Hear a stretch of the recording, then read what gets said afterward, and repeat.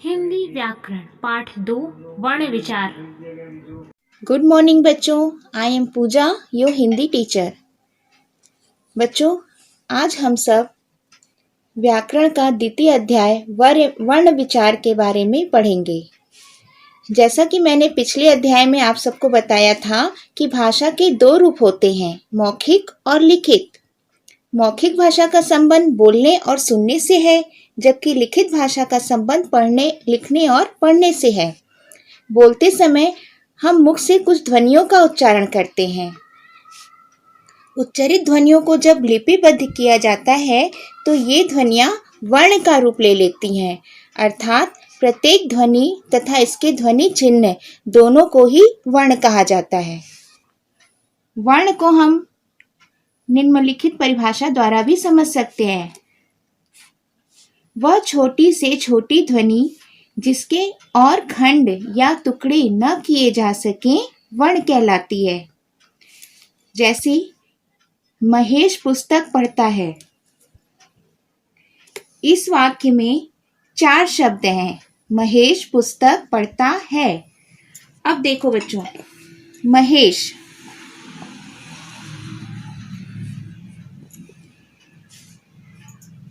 अगर हम इसका वर्ण विच्छेद करें तो यह इस प्रकार होगा। म ह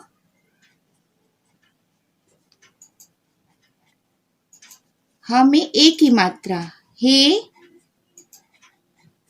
श। इसी प्रकार पुस्तक प में छोटा उ, आधा स, त क।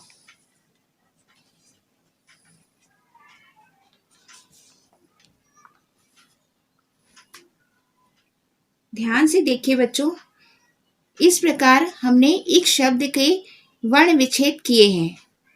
महेश के, पुस्तक के, पढ़ता का और है का। इस प्रकार बच्चों देखो, म हमने ऐसे लिखा है और तो ये बन गया म। अब ये सबसे छोटी ध्वनि है। अब इसके और खंड या टुकड़े नहीं किए जा सकते हैं, तो यही सबसे छोटी ध्वनि वर्ण कहलाती है। वर्ण की विशेषताएं। बच्चों, वर्ण की कुछ विशेषताएं निर्धारित की गई हैं, जिसमें पहला है वर्णों के टुकड़े नहीं किए जा सकते। दूसरा, वर्ण को अक्षर भी कहा जाता है। तीसरा, वर्ण उच्चारित ध्वनियों के लिखित रूप होते हैं। चौथा, वर्ण भाषा के उच्चारित और लिखित दोनों रूपों के प्रतीक हैं। पांचवा, वर्ण से ही शब्द बनाए जाते हैं।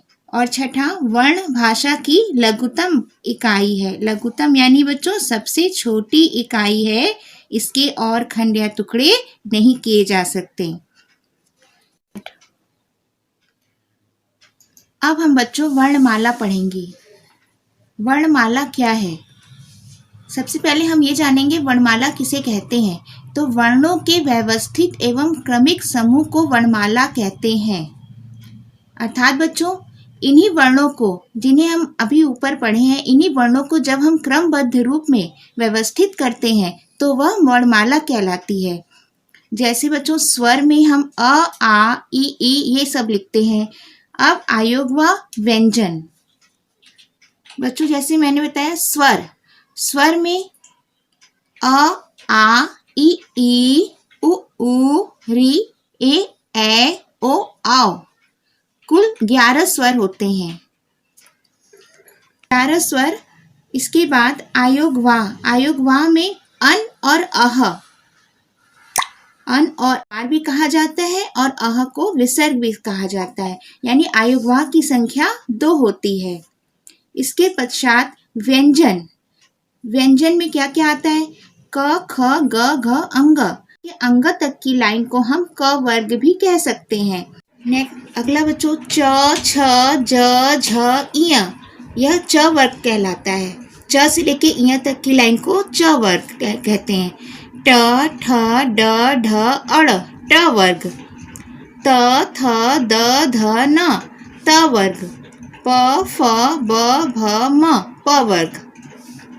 य र ल व य अंतस्थ। श श स ह ऊष्म व्यंजन। इस प्रकार बच्चों क से लेकर ह तक के व्यंजनों की संख्या कुल 33 होती है। कुछ अन्य व्यंजन भी है जैसे ड़ और ढ़ जिनकी संख्या 2 है। और आगत व्यंजन, आगत ध्वनियां मतलब बच्चों अ में आगत ध्वनियां, जिसमें बच्चों आ के ऊपर आपने देखा कि चांद जैसा बना हुआ है लेकिन उस पर बिंदी नहीं लगी हुई है, यानी इसका उच्चारण न तो हम अ की मात्रा की तरह करते हैं और न ही आ। इन दोनों, इसका उच्चारण दोनों के बीच में किया जाता है। जैसे अ, ज के नीचे छोटा सा अनुस्वार लगा हुआ है, फ के नीचे, इसका उच्चारण हम लोग ज और इसका फ इस प्रकार करते हैं। ये आगत ध्वनियां हैं। वर्ण के बच्चों, वर्ण के भेद,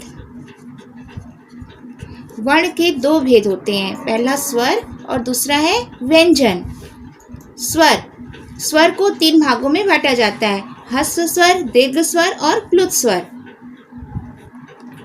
ह्रस्व स्वर, सबसे पहले हम पढ़ेंगे ह्रस्व स्वर। ह्रस्व स्वर, ह्रस्व स्वर किसे कहते हैं? जिन स्वरों के उच्चारण में कम समय लगता है, यानी जिन स्वरों को उच्चारित करने में हमें या बोलने में हमें कम समय लगता है, वह ह्रस्व स्वर कहलाते हैं। इनकी संख्या 4 है। जैसे बच्चों अ, इ, उ तथा री। इसके बाद आता है दीर्घ स्वर। जिन स्वरों के उच्चारण में ह्रस्व स्वर से अधिक समय लगता है वह दीर्घ स्वर कहलाते हैं। जैसे आ, ई, उ, ए, ओ, औ। देखो अ, ई, उ, री, इनको हम कितने झटके से बोल रहे हैं, और जबकि दीर्घ स्वर के उच्चारण में आ, ई, उ, ए, ओ, औ कितना समय लिया जा रहा है। अब हम पढ़ेंगे प्लुत स्वर। जिन स्वरों का उच्चारण करते समय ह्रस्व स्वर से 3 गुना ज़्यादा समय लगता है, उन्हें प्लुत स्वर कहते हैं। और प्लुत स्वर को हम 3, हिंदी का जो 3 लिखकर दर्शाते हैं। इन स्वरों को अधिकतर मंत्र पढ़ने और किसी को संबोधित करने के लिए किया जाता है। जैसे बच्चों ओम, मैया। इस प्रकार हम प्लुत स्वर का उच्चारण करते हैं। मात्रा चिन्ह। हिंदी की वर्णमाला में कुल 11 स्वर होते हैं। इसका 2 प्रकार से बच्चों उच्चारण किया जाता है। कुछ स्वरों का उच्चारण स्वतंत्र रूप से किया जाता है और कुछ का व्यंजनों और स्वरों को मिलाकर किया जाता है। जैसे आई, आए, आओ, आइए। इन शब्दों में स्वरों का केवल प्रयोग किया गया है। और व्यंजन के साथ जब स्वरों का प्रयोग करते हैं तो एक एग्जाम्पल है ये किताब। किताब शब्द में क व्यंजन के साथ ई स्वर मिला तो बन गया की। त व्यंजन के साथ आ स्वर मिला तो बना ता, और ब के व्यंजन के साथ जब अ स्वर मिला तो बना ब। इस प्रकार बच्चों व्यंजनों और स्वरों को मिलाकर किताब शब्द बना। इसलिए इसका उच्चारण करते समय व्यंजनों तथा स्वरों को मिलाकर लिखते हैं। इस प्रकार व्यंजनों के साथ लिखे जाने के लिए स्वरों के जो चिन्ह निश्चित किए गए हैं उन्हें हम मात्रा चिन्ह कहते हैं। अस्वर की मात्रा नहीं होती है, अस्वर की कोई मात्रा नहीं होती है। और जैसा कि आपने पिछली कक्षाओं में पढ़ा होगा, आ के लिए खड़ी पाई का प्रयोग किया जाता है, आ की मात्रा लगती है। छोटी ई का मात्रा इस प्रकार लिखा जाता है, बड़ी ई की मात्रा। तो मात्रा स्वरों के लिए हम निम्नलिखित मात्राओं का प्रयोग भी करते हैं। इसके पश्चात अब हम पढ़ेंगे आयोग वा। आयोग वा अन अह, दो होते हैं, अन और अह। ये न तो स्वर कहलाते हैं और न ही ये व्यंजन कहलाते हैं। ये दो एक ऐसी ध्वनियाँ हैं जिन्हें हम न तो स्वर में शामिल करते हैं और न ही व्यंजनों में, इसलिए इसे हम आयोग वाह कहते हैं। अर्थात बच्चों, योग न होने पर भी साथ रहे वो आयोग वाह कहलाता है। अब अन के लिए हम लोग पाई के ऊपर छोटा सा बिंदी लगाकर इसका प्रयोग करते हैं। इसको हम अनुस्वार भी कहते हैं। अनुस्वार जैसे बच्चों कंगन, क के ऊपर हम बिंदी लगाए हैं। कंगन, संगम, पंखा, ये सब क्या है? अनुस्वार। अनुस्वार का प्रयोग नाक से किया जाता है।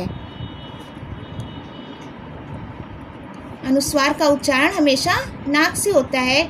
और इस विसर्ग अह में आपने देखा दो बिंदी लगा हुआ है। इसी प्रकार विसर्ग को हिंदी वर्णमाला में स्वरों के साथ लिखने की परंपरा है, जिसे हम इस प्रकार लिखकर प्रयोग करते हैं। व्यंजन के बाद दो बिंदी लगाते हैं और इसका उच्चारण ह के रूप में करते हैं। जैसे बच्चों प्रातः, नमः, अतः आदि। आयोग वाह दो हुए, ठीक है। अब इसके बाद हम पढ़ेंगे अनुनासिक। अनुनासिक को हम चंद्र बिंदी भी कहते हैं। इसका चिन्ह चांद बना के उसके ऊपर छोटा सा अनुस्वार लगाया जाता है। जैसे और अनुस्वार अनुनासिक का उच्चारण नाक और मुंह दोनों से होता है। जैसे ऊंट, आँख, हंस, चांद आदि।